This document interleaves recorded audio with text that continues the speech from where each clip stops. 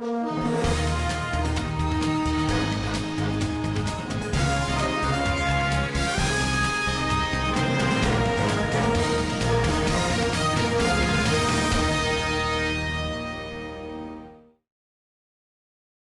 is Tuesday, April 21st.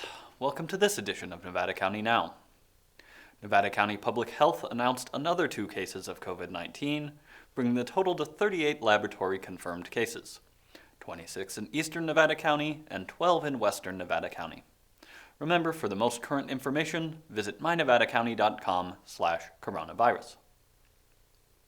Nevada County Public Health has teamed up with Connecting Point to provide a new COVID-19 system tracker to collect community-level data. This user-submitted data will be posted for the public on a new dashboard available at the 211 Connecting Point website listed on the screen. This comes as a response to the community demand for more available data. Jill Blake, Director of Public Health, said, "Because the demand for testing continues to exceed the capacity to test due to a critical shortage of necessary testing supplies, Nevada County Public Health continues to recommend prioritizing testing for high-risk patients until testing supplies become more available." She continued, "Unfortunately, this will mean that the number of laboratory-confirmed tests may not reflect the true spread of COVID-19 virus in our community. If you or a loved one is experiencing symptoms that could be related to the COVID-19 virus, including headache, fever, cough, or other respiratory symptoms, please fill out the Community Symptoms Report survey. One form should be filled out for each member of the household or family who is experiencing symptoms. If you don't have access to the internet, you can call 211 or 1-833-DIAL-211, and the call agent can complete the form on your behalf. Please note that the Community Symptoms Report form is not a way to request or receive medical advice. If you require medical advice or care, please contact your primary care physician or your local urgent care clinic. The opening of the Tahoe National Forest campgrounds for the 2020 summer season will be postponed until further notice. Campground reservations for the 2020 season are not available at this time either. The Tahoe National Forest has already closed all developed recreation sites, excluding trails, trailheads, and specific picnic areas, boat launches, and staging areas that function as trailheads for dispersed recreational activities. They recommend exercising close to your home and complying with local and state guidance for not traveling for your recreation needs, but add that if you do go out, keep in mind that no trash removal is currently offered, so please pack out all trash and waste. All toilet facilities are currently closed as well, so please plan accordingly. Law enforcement and/or search and rescue operations may be limited. High-risk activities that increase your chance of injury or distress should be avoided. If an area is crowded, please search for a less occupied location. Please keep health, safety, and the environment in mind if visiting the Tahoe National Forest. Your personal responsibility is critical to ensuring public safety and preventing further restrictions. Nevada County Transit Services has announced the startup of on-demand dial-a-ride service for seniors 65 and over on Gold Country Lift starting April 22nd. Senior dial-a-ride service will be available to Western Nevada County residents during the same days, hours, and service area as the current Americans with Disability Act paratransit service provided by Gold Country Lift. This is typically Monday through Friday, 6:30 a.m. to 7:30 p.m., and Saturday, 7:30 a.m. to 5 p.m. The cost per one-way trip is $4. Please note that during the current COVID-19 shelter-in-place, they're operating reduced service hours for the safety of the community. To be eligible for the service, you simply provide identification which verifies age of 65 or older. A state-issued driver's license or ID card, Gold Country Stage Senior Discount Fare ID card, and Medicare ID card will all work. To request a ride, participants will need to call Gold Country Lift at 530-271-RIDE. Rides may be requested for the same day, but all senior dial-a-ride trips will be provided on an available capacity basis only, with ADA-mandated trips taking priority. For first-time trips, passengers must have their proof of age available and must complete a simple one-page application, which will be given to the driver at the time of pickup. For more information regarding the senior dial-a-ride services, please contact Gold Country Lift at 530-271-RIDE or the Transit Services Division at 530-477-0103 or visit the offices at 13081 John Bauer Avenue in Grass Valley. A PDF of the Dial-A-Ride application is available at goldcountrystage.com. Fire season is just around the corner. Let's take a minute to hear from Jim Mathias of CAL FIRE with some important fire information.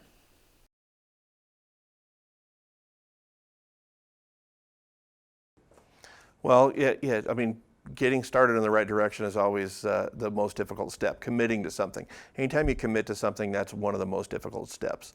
In this community, Nevada County is on track once again. We were at one time and we're on track once again to have more fire-wise communities than any other county in the state of California.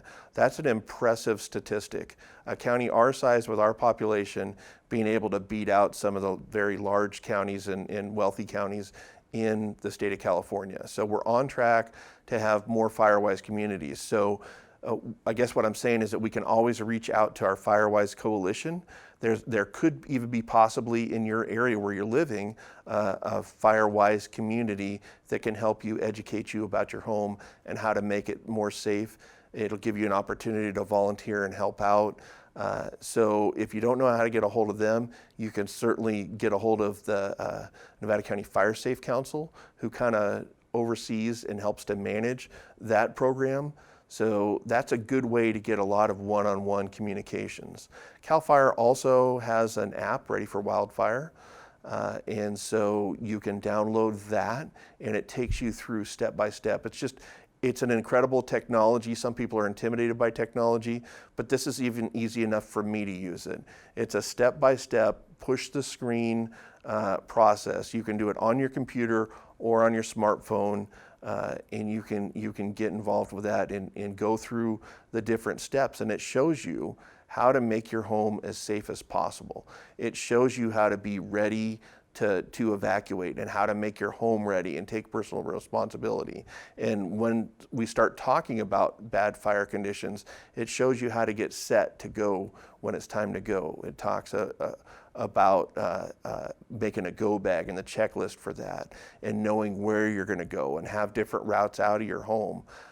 And when it's time to go, that it's just flat out time to go.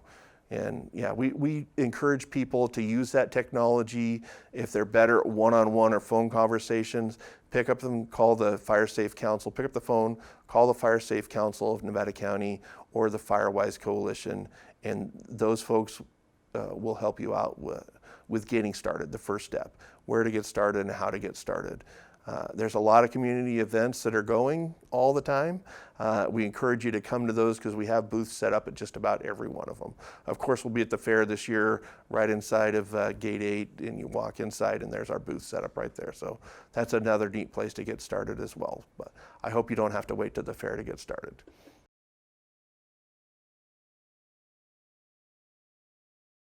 Well, we always try to say that if the public will provide the defense, then we'll provide the offense. And what that means in a nutshell is we ask you to make your home as defensible as possible.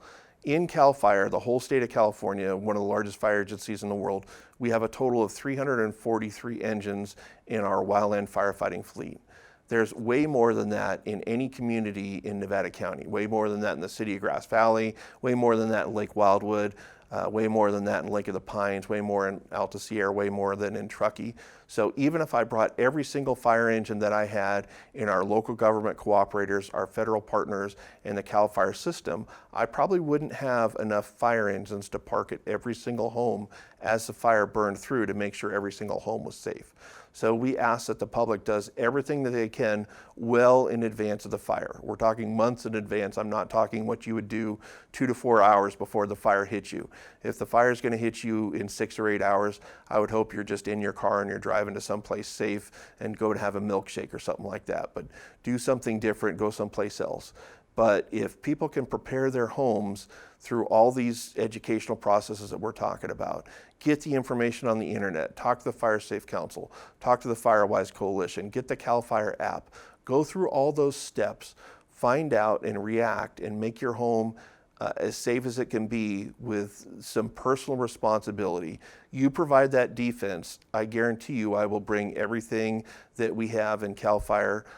If any other fire chief was sitting here, state, federal, local government, they would tell you the same thing.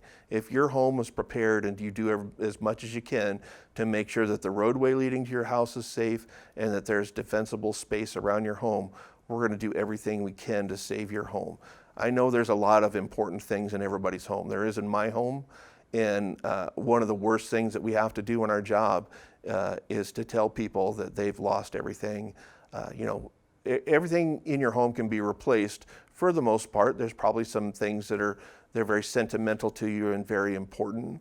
The loss of life is just unfathomable. We could never deal with that. We don't like to have that happen, but it certainly does.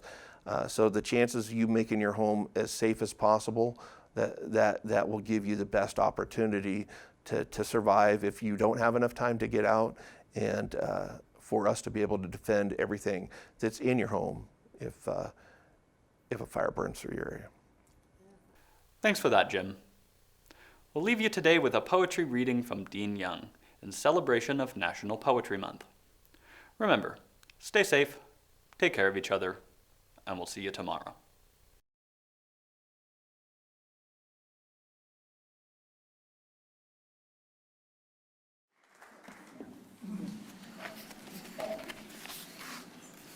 Nothing like trivia.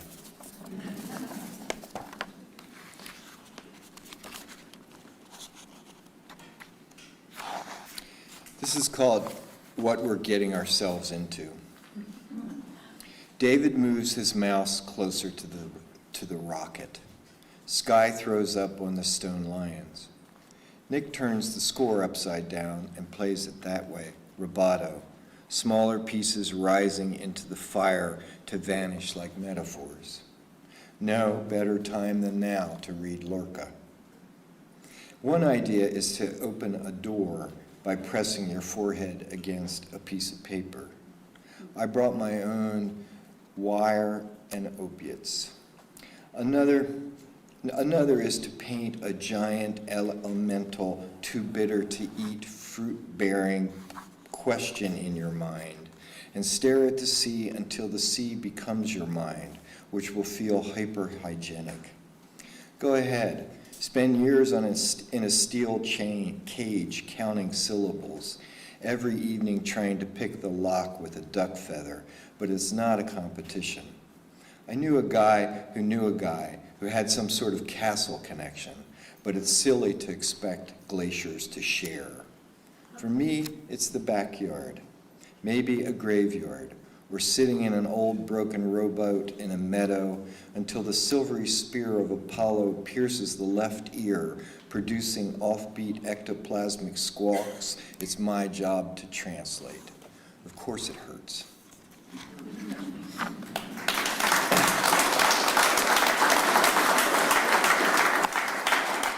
I have a really wonderful student now. He's going into his third and final year at the Missioner program, Yuki Tanaka, who came to SQUA, and that made him decide to go to an MFA program. It was utterly wrong, because the experience in SQUA is not the institutional experience of creative writing.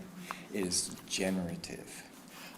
Yuki spent the first year of his career as an MFA program utterly disappointed. It just can't be created in an institution. We're used to being around people, being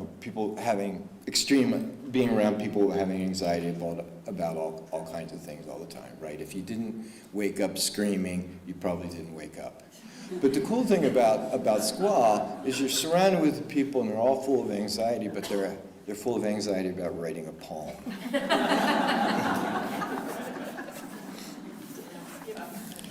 More tales from the crypt.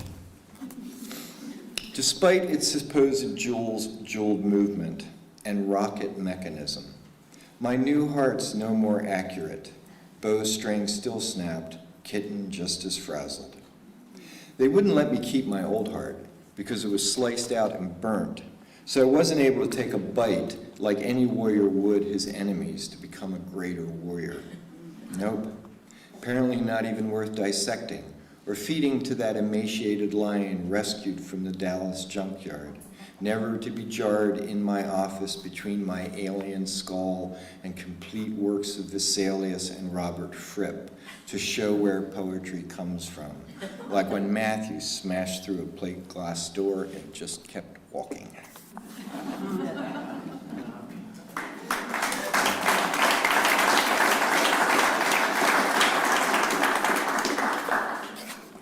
Fade out.